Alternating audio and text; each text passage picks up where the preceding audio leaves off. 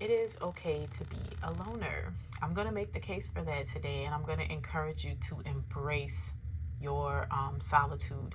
And I do want to make the disclosure that it is not healthy to be by yourself and isolated all the time. When I say loner, I mean you are probably a person that does not have a whole lot of friends. You do have friends, you do have people that you love, you are close with family, you have people that you can confide in, but because of how selective you are, you actually spend a lot of time alone and in solitude. And it doesn't cause you anxiety, and you're actually one of those people that people worry about because you spend a lot of time alone, but you feel fine.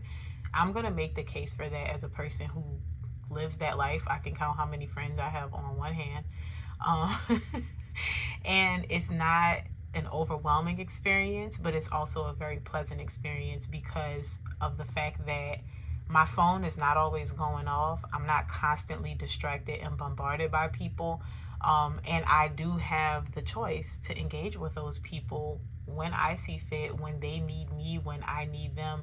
And it's just a very good experience, but also not an overwhelming experience.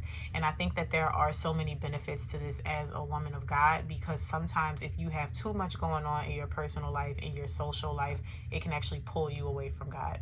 So I would say that the first thing is that you get a stronger relationship with God because you don't have as many distractions.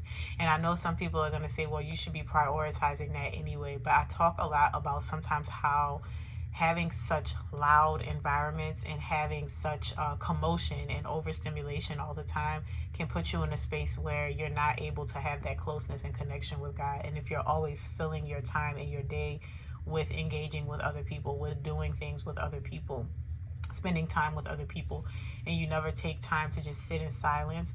And even if you enjoy doing that and you enjoy being with people all the time, at some point you're going to feel exhausted. And if you're constantly feeling exhausted, what are you not going to do? You're not going to prioritize that time in prayer. You're just going to be like, oh, so tired. It's been a great day. Let me just go to sleep. So I do think that it helps your relationship with God to not be a person that is so overly involved and so overextending yourself and so attached to everything that's going on in the world. The second thing is that you have less drama, fewer distractions. And again, I know sometimes we think that we like to be in the know, but it is actually exhausting to know everything about everything all the time, to know everything about everyone all the time, to be constantly thinking about what's going on in the news, what's going on in politics, what's going on with this person, what's going on over here, what happened last week, why did they fall out. Girl, I don't care. And I know you probably don't care either. And it's okay to not care, because one of the things that I think some people were starting to think about me was that I was pushing myself too far away from people. But I realized that I'm not pushing myself far away from people. I'm pushing myself closer to people of quality. I love everyone that is in my life. I love my family. I love the people that I've even grown apart from. But I don't need to surround myself with those people all the time. And now that I have come to understanding these things, and as I get closer to God, I realize that I should actually be more selective. And being more selective and living a more set apart life actually does lead you down the path of somewhat loneliness. Solitude is the better word, because it's not lonely at all. It's actually solitude. It can be lonely in the beginning because you feel like you're missing out on something. And like I say, you may feel like you're a little crazy because it's like, wait, am I doing this right? Like, shouldn't I be doing this? Shouldn't I be doing that? But if you have relationships that are quality relationships, good people who understand what it is that you're about, that understand boundaries, that don't make you feel forced into things, that don't make you feel like you're not a good friend if you don't show up for specific things, and that, just like I said, overall understand your boundaries, I think that you're in a good place. Because you do want to have friends and you do want to have support, but you also don't want to be living in a way that makes you feel like you have to engage and you have to interact with people, because sometimes you might just feel like you want to pull apart from that. And that is okay. I'm going to tell you that that is okay, because I know that there may be people that tell you that it's weird, or you're being indifferent, or you're being antisocial. But if you are doing this and you are distancing yourself from people for the sake of God, it will not turn back void to you. And I think that you will be rewarded for it. So the next thing is that you get to focus more on your family. I was able to be much more pleasant as a mother and as a wife when I was able to shift my focus to my family actually being first. Again, that does not mean that I don't spend time with my friends. I think a lot of times we lack the dimension to understand that we are multifaceted people. And so when I say something like having fewer friends has allowed me to focus on my relationship, my marriage, and my children, people tend to think that that means that I'm abandoning my friends for my family. No, I'm prioritizing my family while still maintaining friendships. And I think that that's an important thing to understand, because if you're young, wild, and free, and you're going out with your friends all the time, and you're always hanging out with your friends, and you're never really using valuable time to pour into your family and to pour into your relationship over the course of time, you're just creating a problem for yourself. You're going to create and sow seeds of discord. You're going to have poor communication. You're going to have misunderstandings about your absence from the family and your constant presence with your friends. And I also think that depending on who your friends are and where they are in their life, you may even start to absorb some of the things that they're going through as your own, and then take them on and then bring that baggage home with you, if you're spending too much time with your friends. And again, I'm not saying you don't spend time with your friends. My very best friend, we talk every day. We may not talk on the phone every day, but voice memos, text messages. So again, I'm not saying that you don't speak to these people. She also lives relatively close to me, so we can have pop-ups whenever we feel like it. But she's also now a mom, and this is her first baby, whereas I've been a mom for like the past 10 years. This is her first baby, and so, like, you know, there's a lot that's different in her life now. She's experiencing some of the things that I experienced a few years back. Well, a few years, lots of years back. And there is beauty even in that, in welcoming her into motherhood, and like seeing her be a mom, and seeing her be a wife, and seeing her experience those things that I had longed for somebody to go through with me at some point in my life. So it's really a beautiful thing. I'm not at all saying that you should not have friends, but what I am saying is that it is okay to have fewer friends, because I know it's celebrated to have a lot of people around you. It's celebrated to have lots and lots of friends.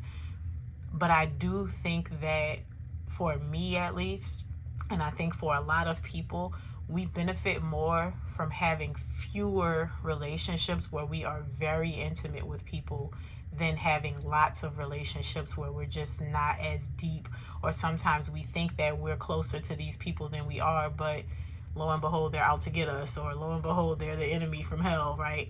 And I think that when you stop focusing so much on trying to have so many friends, and you can focus on having fewer friends and investing in those relationships, there's a lot more understanding. Like I said, there's a lot less drama and distraction, because there's not much that needs to be said when I need space, or when I can't show up for something, or when I can't be available, or when I can't answer the phone right away, because my best friend really does understand it. And anybody that's close to me, they understand it, because one thing about me, I will be there for you when you need me, and I will count on you to do the same when I need you. But I also am very protective of my personal space, and if I need my time, I need my time. And I think that when you focus on growing those close-knit relationships in that way, people are much more understanding of that. And again, that's not to say that you don't have relationships, because I also have professional relationships with people that I talk to all the time, but they're not necessarily my close friends that I will divulge information to. And so I want to make that very clear. It's not to say you go live in your hut in the woods and never talk to anybody again. It is just to emphasize the fact that it is very healthy to have those boundaries with people. I think that number 4 is, you get this established feeling of accomplishment and sufficiency and wisdom. And it's not because you're trying to imitate somebody else's personality. And that can only come from being alone with God. People will tell me all the time, like, oh, you're so wise. How do you know all of these things? And I'm not. I'm just using the guidance of the Bible. And even in me sharing the things that I share, some of it is information that I have known for a long time, but I've just started to practice it. And so does that make me wise, or does it make me learn it, and then I take the things that I'm learning and I apply it to my life? But again, those things that people will say that I'm so wise for, if you just take the time to pull apart from the world and get into your word, you would have that same wisdom. You would have that same understanding. You would have the same information that I'm able to share because I'm taking it in like it's my food. I'm reading it daily. I'm really seeking it out because I've come to the point in my life where I realize the Bible really do be telling us what we need. You know, like the word of God really does guide us. It's here to be a tool for us to use. And so many of us don't use it. And then we get ourselves into predicaments that we shouldn't be in, that we would not have been in had we known the word and taken heed to the word. And so I think that spending that time apart from people and from the world and taking that time to be alone, it gives you less crowding in your mind. It gives you less of that group think that is so poisonous. And honestly, sometimes you don't even realize how it's seeping into you. You don't realize how sometimes if you spend more time in the world and with people than you do with God, you are who you hang around. We hear that all the time. We hear all the time that bad company corrupts good morals. So if you know what you're supposed to do, it's just like peer pressure in high school. Your parents can tell you what you should do and what you shouldn't do, but if you're constantly hanging around the kids that are up to no good and that are doing things that you have been taught not to do, eventually the peer pressure might get to you. And so it's the same thing where we may come to understand things. We may know what's right and wrong. We may know what we are called to do as children of God. And you immerse yourself in environments with all these people, and then sometimes you feel embarrassed because you're the only one who thinks like this. And so if you have not gotten yourself to that point of having confidence in God and really submitting yourself to him, you can become weak in your faith when you're surrounded by people who have different thoughts, and they will pressure you into thinking the way that they think. And I don't think that we talk about this a lot, but it is something that happens. It happens quietly because embarrassment is very powerful. Feeling like you need to conform to what other people are doing is something that is very powerful. That is exactly like I was describing. That's all peer pressure is. It's you not wanting to do something, but then feeling like you have to do it so that you're not perceived as being weird or so that you don't get made fun of. And it's the very same thing as being a child of God in this world.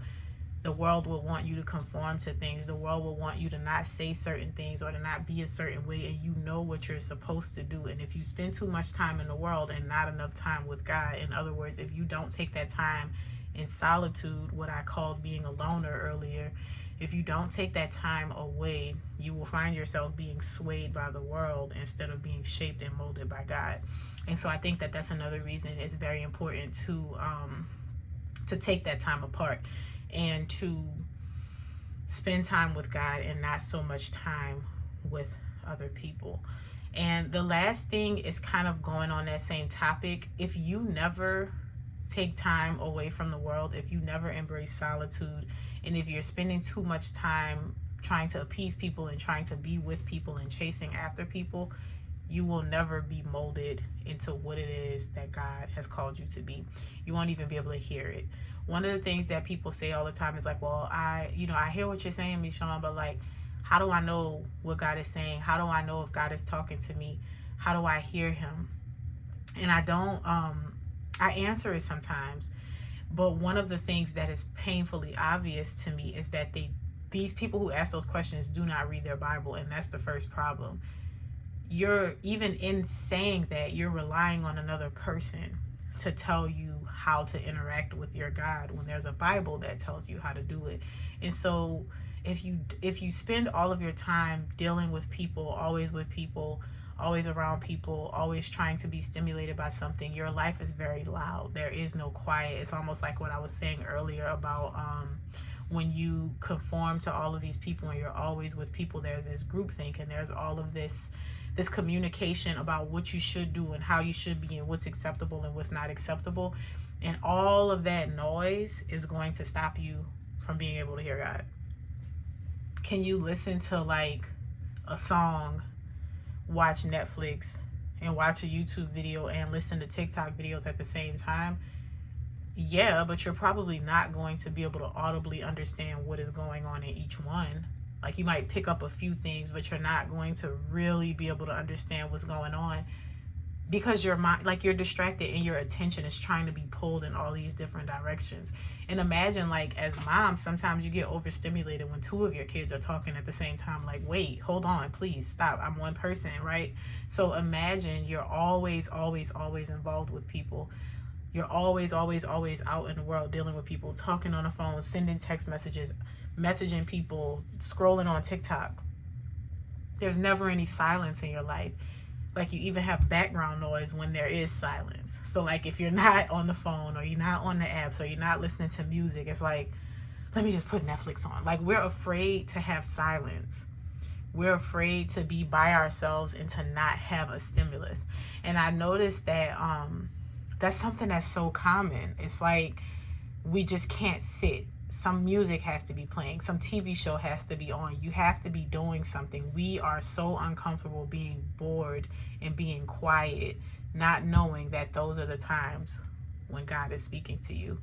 And so having and embracing this idea of solitude is something that's really healthy. And I really encourage every woman of God, whether you're, I did start off saying, like, as a mom and a wife, but I want y'all to know I start videos like that because I'm a mom and a wife, and that's who I'm talking to. But if it applies to you and you're not a mom and a wife still, so again, I'm not telling you to go off into the forest and never talk to anyone again. I'm not telling you to turn off your phone and do away with everybody and don't have any relationships and don't have closeness and connection. That's not what I'm saying. What I'm saying is, sometimes you should embrace solitude. Sometimes you should embrace being alone. Sometimes you may have to go through seasons of being a loner. Sometimes you may have to go through seasons of being lonely, where the only person that's with you is Jesus.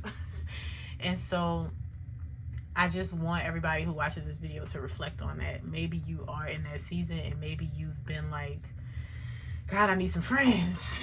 God, I need some company. Take the time to really embrace the time that you have, because there aren't so many people around you, and embrace establishing that presence with God and establishing that relationship with Him and seeking Him out on a daily basis. And I think that you would find that maybe it's not the bad thing that you think it is. I will see you in the next video.